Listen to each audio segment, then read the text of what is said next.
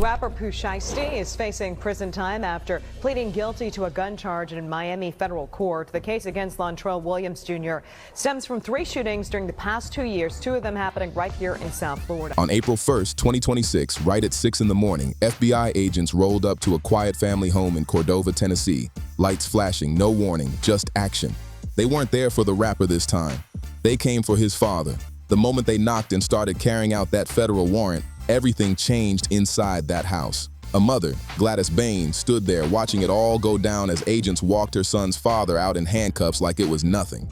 At that exact same time, in a whole different state, her son was also getting arrested. Same morning, same case, no escape. Lontrell Williams Jr. arranged this meeting purportedly to discuss the terms of his recording contract with one of the victims. Father and son both taken, both tied to serious charges involving robbery and kidnapping connected to Gucci Mane. Yes, that Gucci Mane, in a Dallas studio situation that turned dangerous fast. And here's what makes it hit even harder. Her son was supposed to be on home detention, wearing a federal ankle monitor, after just getting out of prison 6 months earlier. That timing, it raised a lot of eyebrows. This isn't just some crime headline. It's deeper than that. The Pooh Shiesty story is about family, pressure, and everything falling apart at once. We're breaking down what really happened, who played a role, how his mother reacted when it all went public, and what this leaves behind for everyone involved. Pooh Shiesty, born Lontrell Williams Jr., wasn't just another name out of Memphis. He was already making serious noise. He was that one, the breakout star who pushed Memphis drill onto the national stage like never before. When his debut mixtape Shiesty Season dropped in 2021, it hit number 12 on the Billboard charts. Huge moment. With features from Gucci Mane himself and Big 30, his day one brother, everything was lining up perfectly. The streets backed him, the industry showed love, and his family stood solid behind him. But here's where everything took a sharp turn. The rise didn't last. The legal system caught up quick, and by 2022, Pooh Shiesty was sitting in federal prison over a gun conspiracy case out of Miami, facing 5 years behind bars. Fast forward to October 2025, he's home. Fresh start, new car, fans showing love, celebrations all over social media. It looked like a comeback story in motion. His mother watched him step back into freedom, thinking the worst was finally over. But it wasn't even close. Just 3 months later, he allegedly walked into a recording studio in Dallas, Texas, with 9 people, including his own father. And what happened next sent shockwaves through hip-hop, through Memphis, and straight into his family's life. And at the center of it all, his mother, Gladys Bain, left watching everything fall apart in real time. To really understand how everything fell apart, you gotta go all the way back. No shortcuts, no skipping steps. Let's rewind to the beginning. Lontrell Williams Jr. grew up in Memphis, Tennessee, a city with its own energy, its own rules, and a sound that stands out from anywhere else in the South. Within hours of leaving the Dallas studio, a number of the defendants were on social media displaying some of the items that appeared to be the jewelry that had been robbed from the victims. This is the same place that gave us 3-6 Mafia, a city that built its own lane in street music before the rest of the country finally caught on. That's the world he came from, and right there with him from day one was his mother, Gladys Bain. She held it down from the start. When his music began gaining real attention, when that Gucci Mane cosign came through, and when 1017 Records reached out in 2020, it felt like everything the family worked for was finally clicking into place. And his father, Lontrell Williams Sr., wasn't distant. He was present, close, and according to federal prosecutors, way more involved in his son's life than people realized at the time. Then you've got Rodney Wright Jr., known as Big 30, his day one from Memphis. They came up together, made music together, and stayed connected through it all. When Shiesty Season took off, Big 30 was right there. When Pooh Shiesty went to prison, Big 30 kept pushing forward. And when he came home, that bond was still solid. That loyalty matters more than people think, because prosecutors say that same tight circle is what placed Big 30 among the 9 people inside that Dallas studio on January 10th, 2026, the moment things turned serious and went fully federal. Pooh Shiesty walked out of federal prison after serving 3 years of a 5-year sentence, but freedom came with strings attached.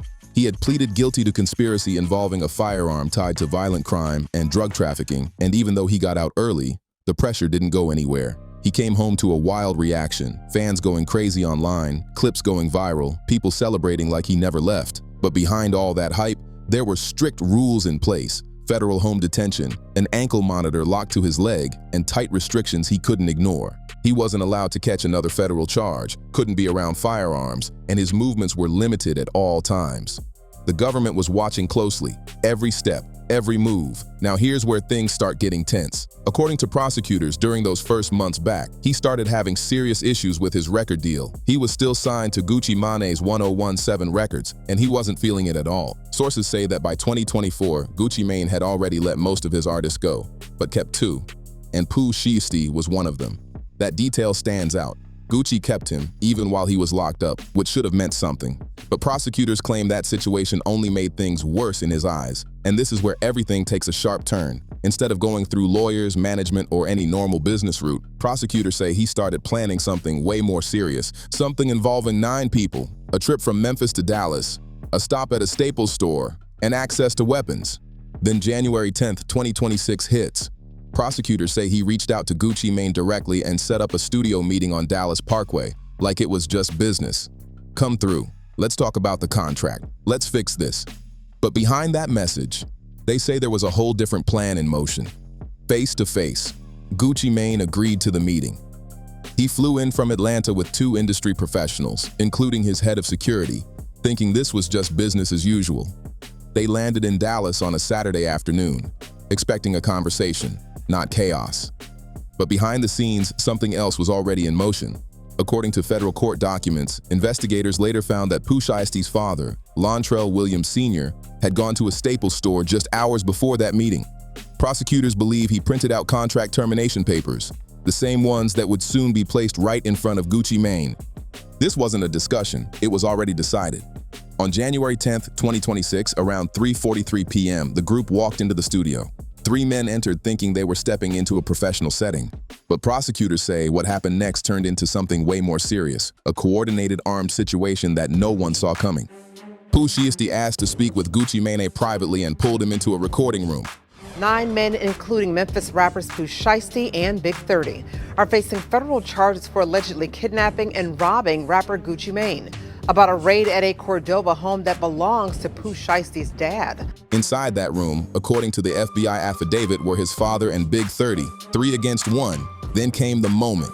Prosecutors say Pooh Shiesty placed the contract papers on the table and told Gucci Mane to sign them. Gucci refused, and that's when things escalated fast. According to authorities, Pooh Shiesty then pulled out an AK-style pistol and pointed it at the very person who helped launch his career, the man behind 1017 Records, the one who gave him that early cosign and stood by him even while he was locked up. Sign the paper. Gucci Mane signed, but it didn't end there, not even close. According to prosecutors, right after the signature hit the paper, things escalated even more.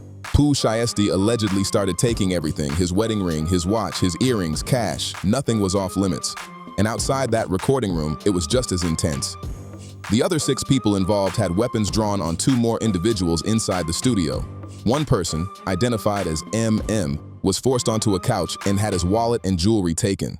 Another, BP, was grabbed from behind and choked until he nearly passed out, then stripped of a Rolex, a Louis Vuitton bag, AirPods, and more. Then there's Big 30. Prosecutors say he stood right at the studio door, blocking it with his body. No one in, no one out, until everything was finished. At one point, according to the complaint, the victims truly believed they weren't going to make it out. In that moment, inside that Dallas studio, they thought it was over. Eventually, they were told to leave, and just like that, it was done. The group moved fast, loading into their vehicles. A 2020 Dodge Charger Hellcat registered to his father, plus 2 rental cars also tied to him, and drove off. But here's where it gets even wilder. That same night, they checked into a hotel in Dallas, and within hours, posts started going up on social media. Jewelry being flashed, Rolex watches on display, everything out in the open like nothing happened. That's what makes this case stand out. Because when investigators started building it, a huge amount of the evidence didn't come from hidden sources. It came straight from the people involved themselves. The ankle monitor on his leg told the story before anyone could even deny it. It placed him at the studio at the exact time of the robbery, clear violation of his home detention terms. He was supposed to be at home, but instead, he was right there in the middle of it all, while the federal system was tracking his location in real time. Then came the travel trail. License plate readers picked up the convoy, moving from Memphis to Dallas in the days leading up to January 10th. Cell phone data backed it up, matching the same timeline step by step. The vehicles? all tied back to his father. Rental records showed Lontrell Williams Sr. connected directly to the cars used in the trip, and the cameras, they caught everything. Surveillance footage from the studio, nearby buildings, the Staples store, and even the hotel, they were all on record. Then it got even tighter. Investigators pulled fingerprints from inside the studio, including prints left on red plastic cups, and those matched multiple people involved. And one small detail made a huge impact. One of the stolen wallets had an Apple AirTag inside it. That signal led straight to a parking lot next to the apartment building where his father had a lease, the same place he had been staying. That AirTag basically pointed investigators right to the door. On April 1st, 2026, FBI agents moved in, executing search and arrest warrants at the family home in Cordova, Tennessee. And new at 6, Memphis rapper Pooh Shiesty is out of federal prison. Court records show the Memphis native, whose real name is Lontrell Williams Jr., was released from a Pennsylvania facility after serving time for a gun charge in Florida. Williams was sentenced in 2022 to just over 5 years for conspiring to possess firearms tied to drug trafficking and violent crimes. His attorney confirmed the release, saying he's eager to return to the studio and make new music. His father was taken into custody in Memphis, while he was arrested in Dallas at a residential re-entry facility. In one coordinated sweep, 8 out of the 9 suspects were picked up across Dallas, Memphis, and Nashville, and the 9th, Terrence Rogers, the one seen showing off a stolen Rolex online, was already on their radar. At the time of the DOJ announcement, one person was still on the run. Then on April 2nd, the full 32-page criminal complaint was unsealed, and that's when everything hit the public. That's when the world finally saw what prosecutors say happened to Gucci Mane inside that Dallas studio on January 10th. And this is where things got messy online, fast. Federal documents revealed that one of the victims, identified as RD, Roderick Davis, Gucci Mane's legal name, cooperated with investigators. He reportedly identified people by their Instagram handles, described what they were wearing, and told authorities exactly who walked into that room. That detail split the internet in half. 50 Cent jumped online almost immediately, bringing up Gucci Mane's past and questioning how someone with that kind of reputation ended up cooperating in a federal case. The post didn't stay up long, but it didn't matter. Screenshots spread everywhere. Now the debate hasn't stopped since. Some people say he did what any victim would do in that situation. Others argue that his image and background change how people see it. The opinions, completely divided.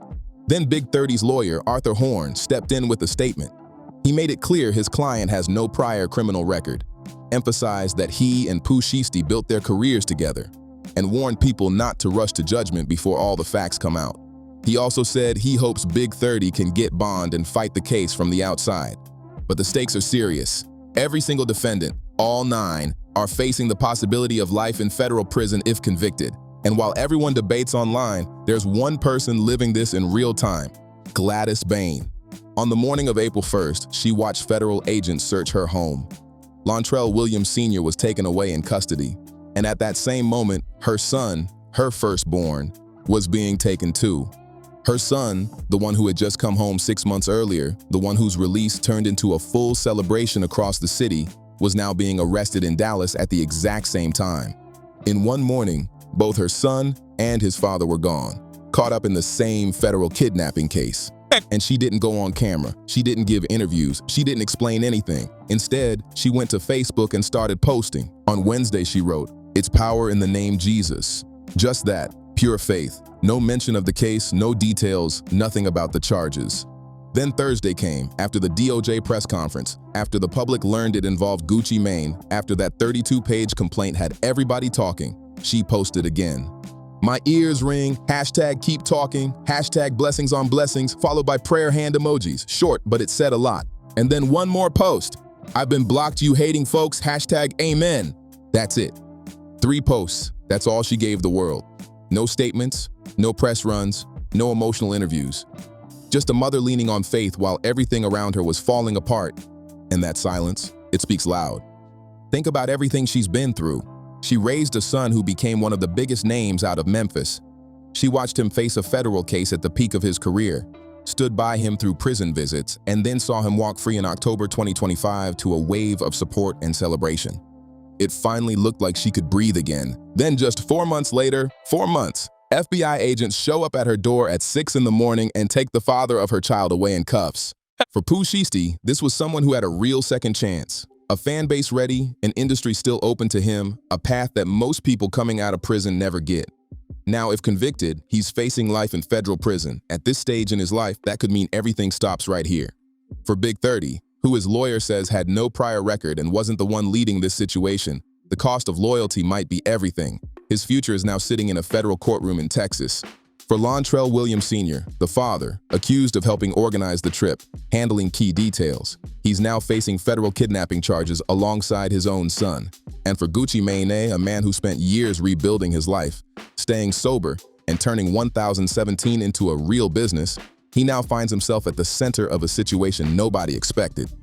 Gucci Mane, a man who rebuilt his life, earned a Grammy nomination, and even wrote a memoir about survival and change, now has to carry what happened in that studio on January 10th.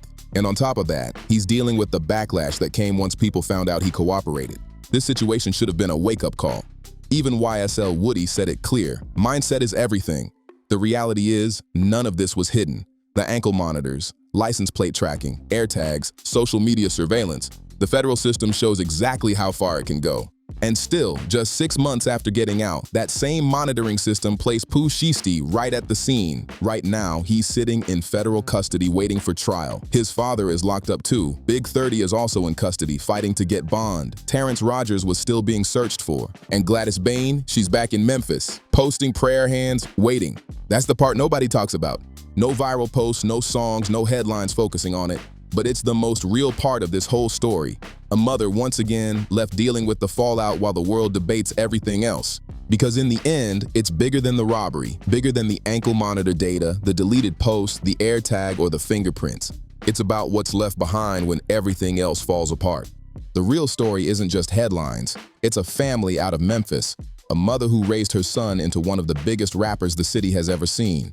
A father who stayed so close to his son's world that he's now accused of being part of it in ways nobody expected.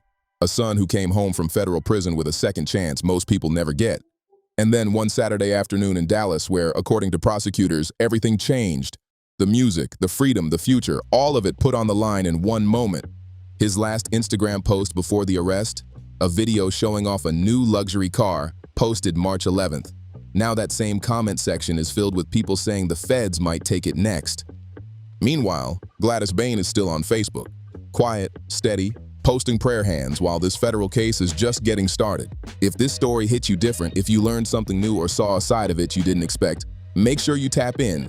Hit like, subscribe, share this video, and drop a comment saying "real story" so we know you're locked in. Because here, we don't just talk headlines, we break down the full picture. The family, the facts, the culture, all of it. And trust, this case is still unfolding, so stay tuned for every update.